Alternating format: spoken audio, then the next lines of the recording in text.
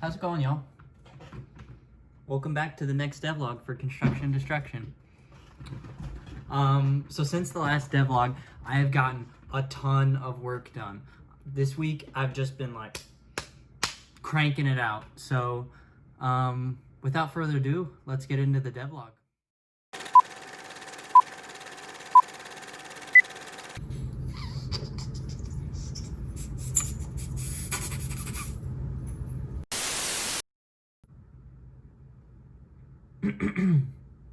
Alright y'all, so I'm sure you noticed in the last devlog, our background looks like actual garbage. I mean, just look at it. Ugh. Old background, poo-poo. New background. The old background was literally just a picture that I kind of laid everything on top of. So not only does the new background look a lot better, but it actually provides walls and edges for our character and enemies to collide with. I also tried adding some background elements to make the background look more good, but I think instead, it makes the background look more bad. Now most importantly, the new background is made using a tile map, so now I can really easily create new levels. Now I still think the background is missing something, but my brain is too small to figure out what it is.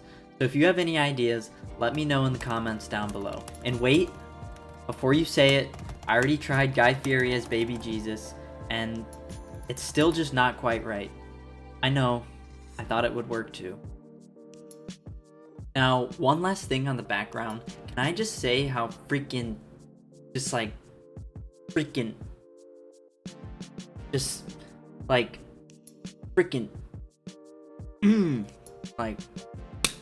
it feels to be able to run into a wall after a year of just running on top of essentially a picture. I swear when I implemented this for like an hour straight, I was just walking around like rubbing up against the walls. Like, it feels so good, dude. Actually, I think I'm gonna do this for a while, so I'll see you guys later. Next thing I did is added two new enemies. The Screw, which I teased in the last video, and his wooden board counterpart, the Big Board. I really can't see anything through my hair right now, so let's get to the next scene so we can check these guys out. Let's look at the Screw AI. After spawning, it'll be like, get the frick away from me, dude, until it gets fed up and comes to kill you, so you better stay on your toes. Now the AI for the Big Board is unlike any AI I've seen in this type of 2D game. The Big Board will match your position on the Y-axis while slowly closing in on the X. So if you don't take care of this guy, he will back you up against the wall. If you go fast enough, you can barely get around him, but it's tough to do, and a lot of times you'll end up getting hit. Now I'm sure at this point you're thinking the Big Board seems like a real pain in the butt. But once we get the Screw involved, things become a lot simpler. As the Screw gets on the end of our drill, the Big Board will run away in fear. He's gonna try to find the corner opposite the player to disappear. Once he disappears, he'll respawn in his initial spawning point, and we'll have another chance to chase him down.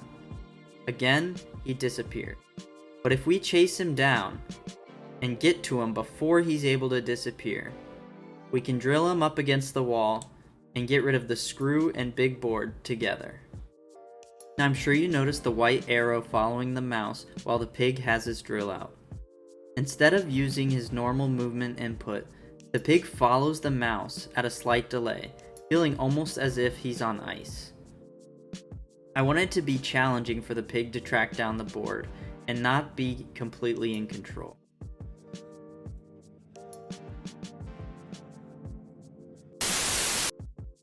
Now, let me do a quick overview of everything I had to add to the game just for these two enemies. For the Screw, I had to add an idle animation, a spawn animation, an attack animation, and a dizzy animation. Not only that, I needed to make a line flash across the screen before the Screw's attack in order to warn the player. Furthermore, the Screw needed to rotate to follow the player's movement. Meanwhile, its shadow cannot follow the same rotation. Otherwise, it'll look like it's going up against walls, upside down, all sorts of weird things. But it still needed to flip its X scale when the screw passes 180 degrees of rotation. Furthermore, I needed to add pig animations for the pig with a drill, pig with the screw on the drill, and then pig getting the screw on the drill. Now, for the big board, we needed an idle animation, a spawning animation, a panic animation, and a disappearing animation.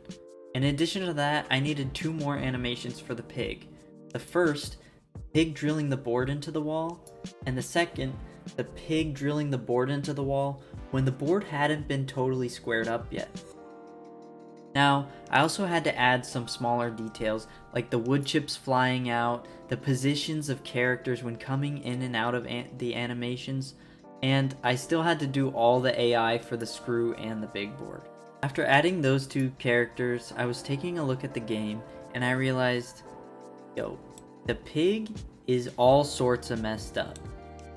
He's got massive boogies hanging out the left nostril, and there's no way he's getting any air through this right nostril. Why did he get so jacked up, and how do I unjack him up? Answer, a pixel perfect camera.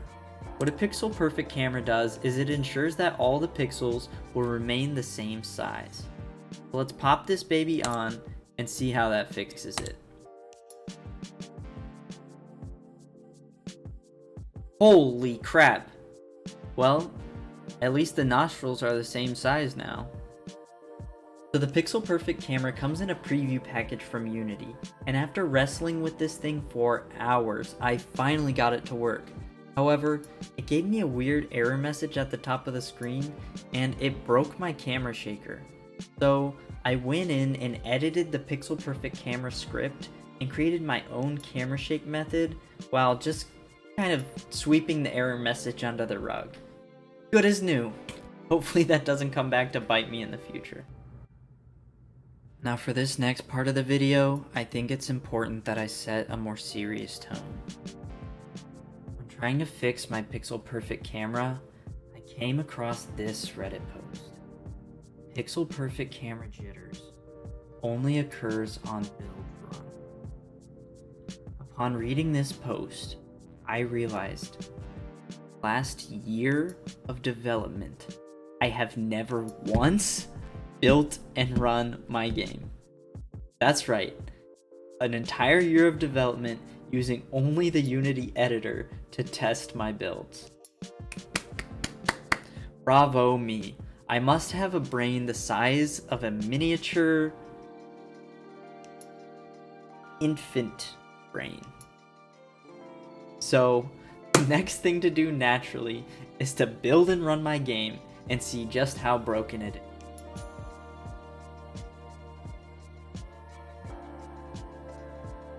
I mean, honestly, besides the UI and the fact that everything seems to be moving in slow motion, it could have been a lot worse. I was able to pretty quickly determine that the reason the game was running in slow motion was because I was running a lot of my physics calculations through update rather than fixed update, which is a big no-no. I had to go through all my objects and make sure that any physics calculations were being done in fixed update.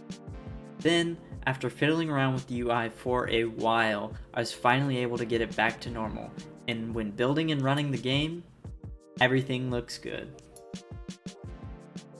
This next feature has been on display for pretty much the entirety of this video, so I'm gonna have to ask you to forget all the footage you've already seen and be amazed when I reveal that, ta-da!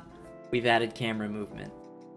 Previously, without any camera movement, I just felt that the scene felt really static and stale. I think just this small amount of camera movement really makes a big difference and brings the scene to life. I'm able to easily set the camera bounds through these 2 variables, min and max, which mark the top right and lower left corner of the scene. These 2 variables are also used by a lot of the game objects to know whether they are in or out of bounds. Lastly, I wanted to add a small feature to the bolt to help spice up the gameplay. As of the last devlog, players could just immediately unscrew the bolt before it has any chance to throw a washer.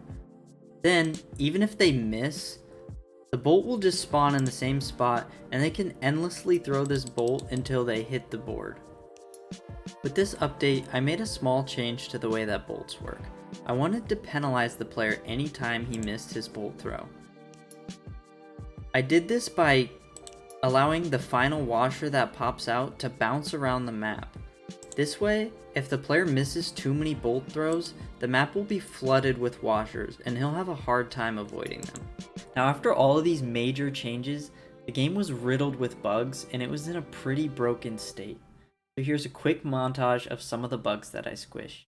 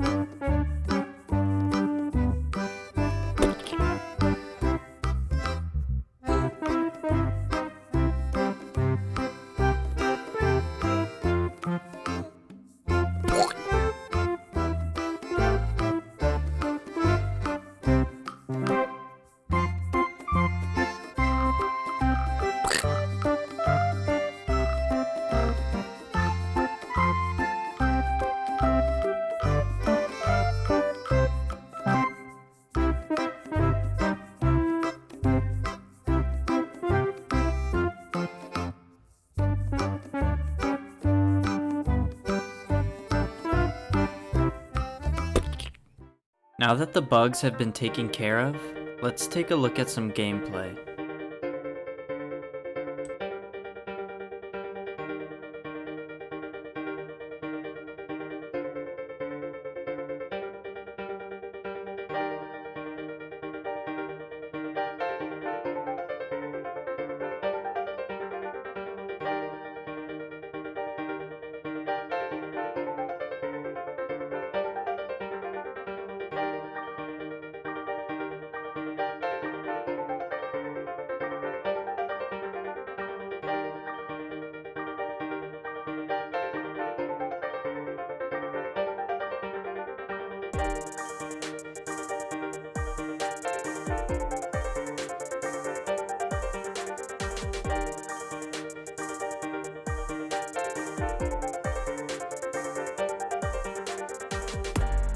Well, I think that pretty much wraps it up for this video. I did make some smaller performance enhancements and changes behind the scenes, but yeah, nobody really cares about that crap anyway, so yeah.